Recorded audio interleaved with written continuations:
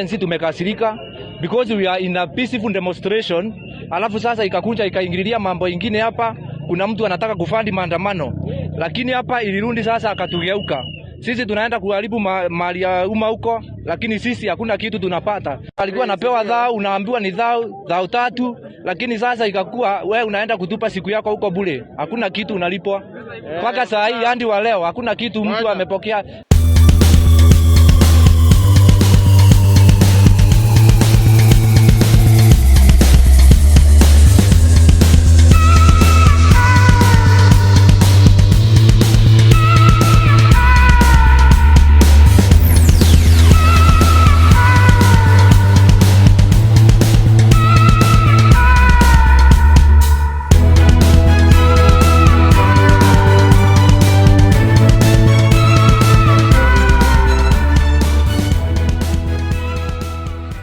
Very good evening and welcome back to Havana Media. My name is Boniface Owino, and as usual, I'm going to be your host for today. There is something that I said here, and I think I said it not once, not twice, not even thrice. I said it in almost 4 or 5 videos. Just immediately when the Goons started destroying or distracting the peaceful demonstrators who are the Gen Zs who are demonstrating on the streets of Nairobi CBD the last 2 weeks.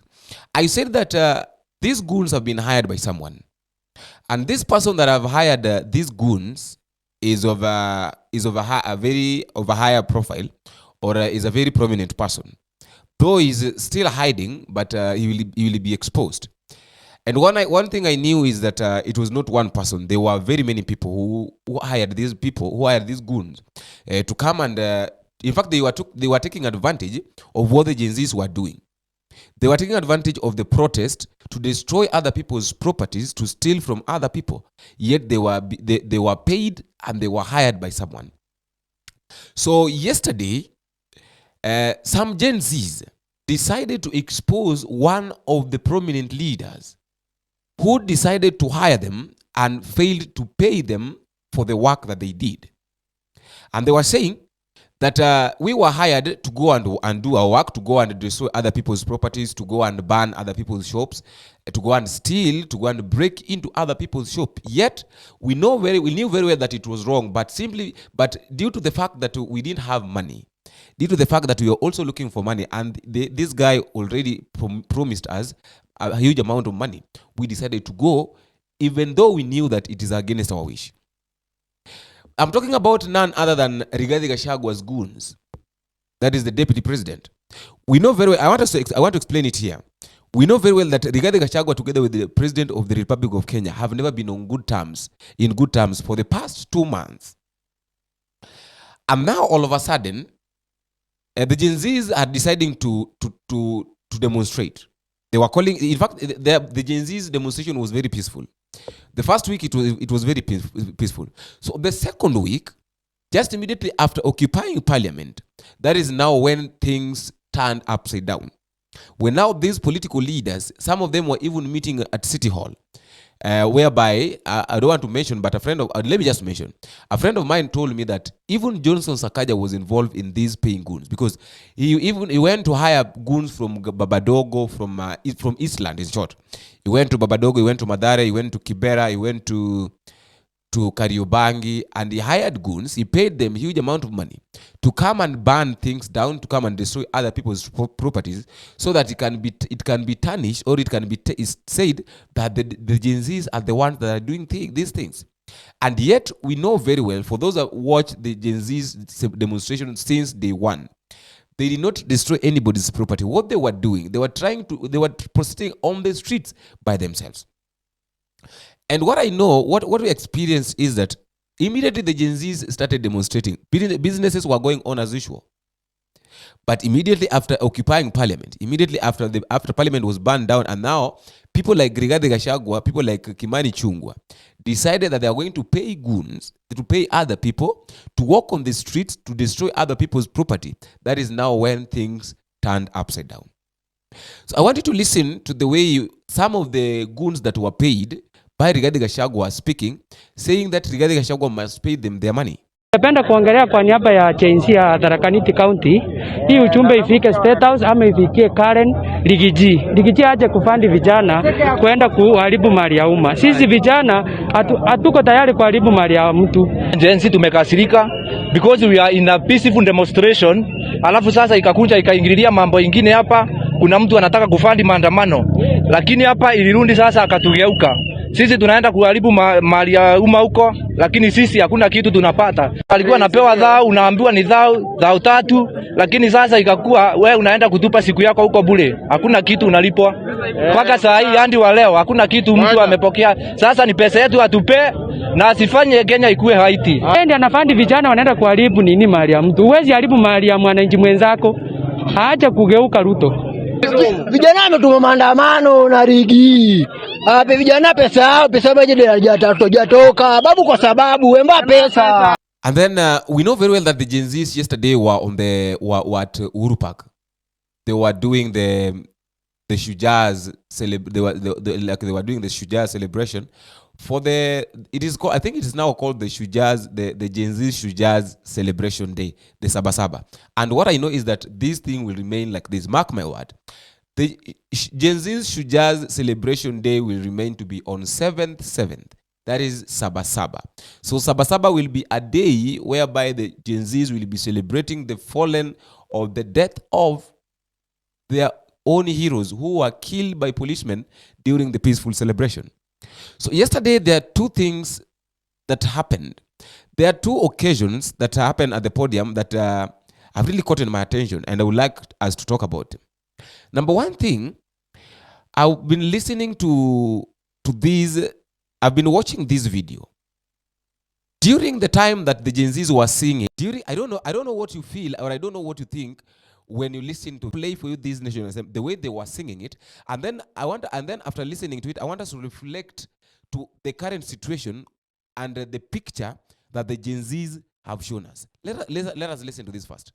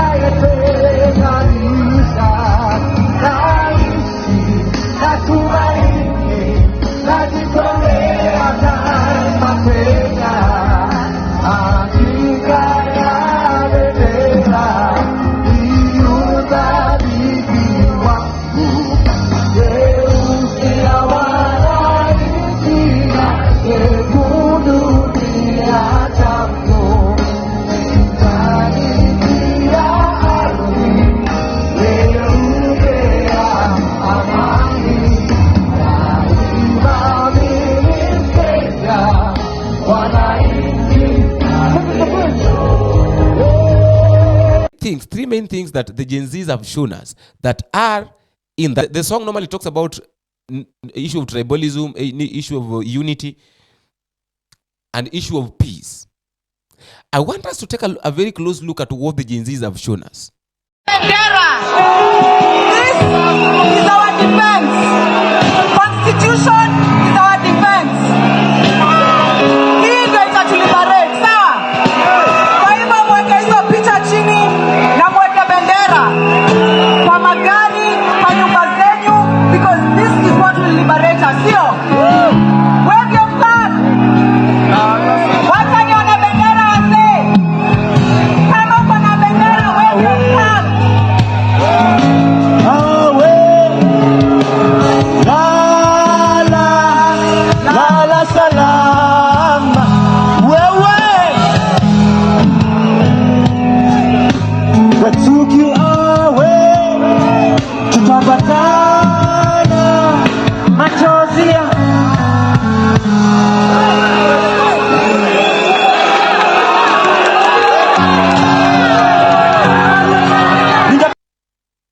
Number one, Gen Z, since they started this peaceful demonstration, We've not had that there are Gen Zs from Luoland, there are Gen Zs from Kikuyu, there are Gen Zs from these are Gen Zs. Now they regroup themselves. That we as Gen Z, we as the Gen Zs from Cumberland, we do things our way.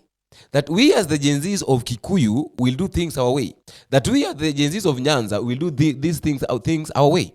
That we Gen Zs from Mombasa will do things our way. No, they have shown us that there is power in unity. Huwa wanasema kwamba umoja ni nguvu na utengano ni udhaifu. Lakini we've seen the way, but we've really seen the way these Gen Zs have come to unite themselves. They've really shown us that when a country is united, we heard them singing, and this is what has really given them the courage. They were saying that when we are united, they lose their power. That was normally their song. When we are united, they lose their power. So it means that if at all the Gen Zs made a mistake, if at all the Gen Zs made a mistake of not uniting themselves, separating that we are the Gen Zs from Central Province, from Coastal, from Nyanza, from Mombasa, or from Eastern, then they could have not achieved what they have achieved. So the Gen Zs have shown us that you have to be united. For you to achieve what you want to achieve, you have to be united. For you to achieve what you want to achieve, you have to avoid this issue of tribalism. And this is one of the major things that have really affected us in Kenya. Our parents used to measure so much on this issue of tribalism. And that is why I think we were hearing that if it is so and so, I'm not going to elect, I'm not going to vote. Why? Because the tribalism had entered our vein. It was running through our blood. That it is only Luos that knows how to demonstrate. That if it reaches a time of mandamano, if Raila calls for mandamano, it is only Luos that will be seen on the street. But right now, everybody has been on the street. The Gen Zs, both ladies and men, both young boys and young girls have been on the streets.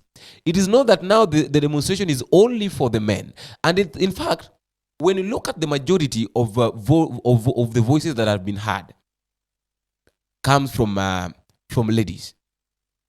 The ladies have really shown that they are also capable. They can also do it. It was not only men for men. It is not only men who lives in this country. There are also ladies who lives in this country who stands or for the sake of other ladies or for the sake of the young generation. That is, we call them the alpha. So are you seeing? So what I'm trying to say is that the Gen Zs have really shown us that we need to be united. There must not be this issue of tribalism. And then another thing is this issue of no one should, in fact, this one is that no one should destroy the nation. We have to wake up and build our nation. And by building the nation, it means that there's no one who should destroy this nation of Kenya. And that one I think we experienced immediately. The Gen Zs came out to talk about the finance bill. They were rejecting the finance bill because they knew that finance bill is one of the major distractions, is one of the major things that is going to act as a distraction in the country. And another story, another video that really caught my attention, and this one is so much painful, when this lady was reading an eulogy, was remembering the death of the people that have been killed during the demonstration. And this one showed me something, that despite these people not knowing each other, despite people not knowing who Rex was, despite people not knowing the 12 years young boy who was shot in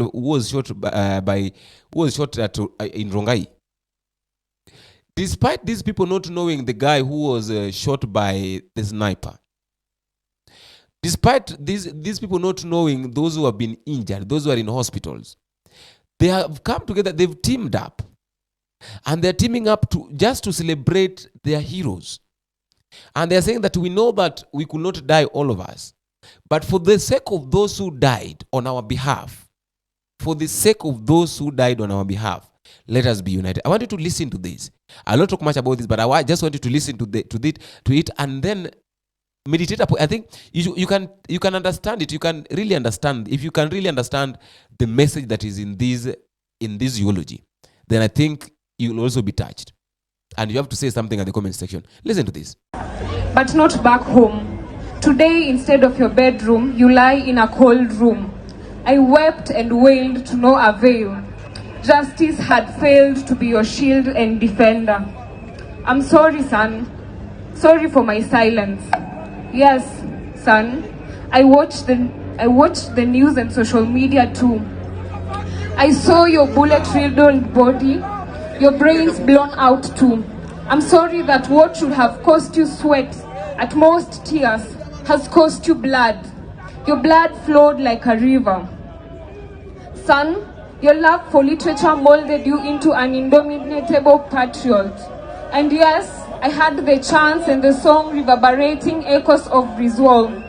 Oh, but son, my heart only sings for one. It is not well with my soul. No, it is not well. Son, Dad is not angry that you wore his shoes. They were my shoes to wear, he cried out loud as he clung to your lifeless body. Daily, he stares at them, now a symbol of your courage and heroism, a lifetime reminder of your fight for social and economic justice. Your friends passed by kusema pole kwa msiba. They are now my sons, born of a common bond, a cause not in vain. I thought to make for them some rice. It's no longer just rice, son. Yes, I saw how they devoured it in parliament. Now I see that it wasn't just a handful of rice, but a grasp of providence instead of prosperity. I love you, son. I'm sorry for my silence, for my indifference and apathy. Forever loved, forever cherished. Rest in victory, my son. Kenya ni home.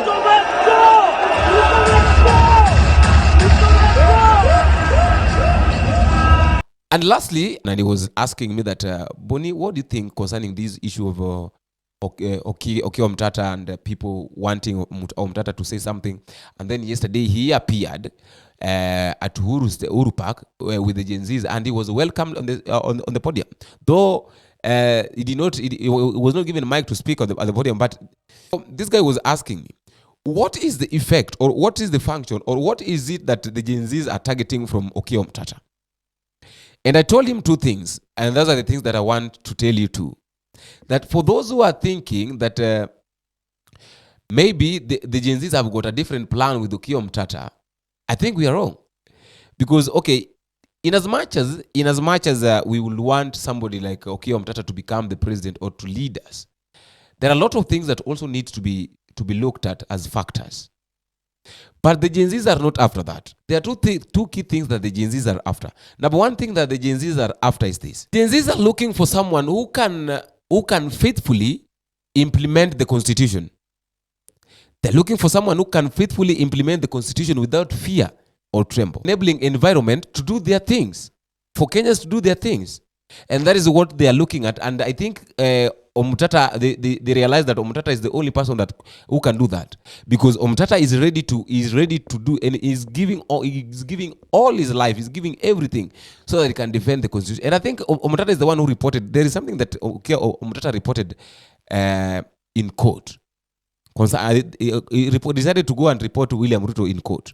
So are you saying this is one of the guys that is fearless? You can trust him. He's faithful with what he's doing. But one thing I know for sure is that the Gen Zs are looking for that one person who can be faithful, not to the government, but to them. The rule of law. And even in the elections, if you look at our elections, if you look at the Constitution, things like bombers are not there. The election is supposed to end in the constituency, then the media can call what won the election. But in Kenya, they have fudged it up. They go to bombers, and then we end up not knowing who won the election. We get all these contestations and what have you. So going forward, I identify fully with the current wave of the liberation movement by the Gen Z. It's a very well informed stage. I totally endorse the fact that Ruto has no capacity to govern a modern country, and he should be packing his goods and going. We know he needs to do the basics. He let him give us an IPC and whatever to avoid chaos, so that then he packs and goes. And if he goes in peace, we leave him alone. If he doesn't go in peace, then we shall have to deal with him after this change in this country. But the fact is that Kenya Kwanza is a government of thieves, by thieves, for thieves. and we are not going to allow that government to continue ruling. Thank you very much. Right? They're not looking for a, we have to understand here that the Gen Zs are not looking for a leader. The Gen Zs are not looking for for politicians. They're not looking maybe out to have a party, because they banned the party. Suppose they were after party, they could have made their own party. They could have built their own party. But they say that they don't want, there are things that they say they don't want. They don't want a leader. They don't want a party. Are you seeing? They don't want anybody to lead them. They want to lead themselves. Another thing, they don't want a party. And that is one of the major things, those are the major things that have really challenged William Ruto. Because how comes these people are coming together like this, yet they don't have a party, they don't have a political leader, but they're doing things in a better way? So I really don't know what to think. Those were just my thoughts for now. And I would also like to listen to your comment at the comment section. I remind you, if you're meeting for the first time, please don't forget to click the subscribe button. You can also like and run to at the comment section, and you tell me what you think, where you are, and how these videos are reaching you. And until we meet again, I've been your host, Boniface Owino. Bye bye.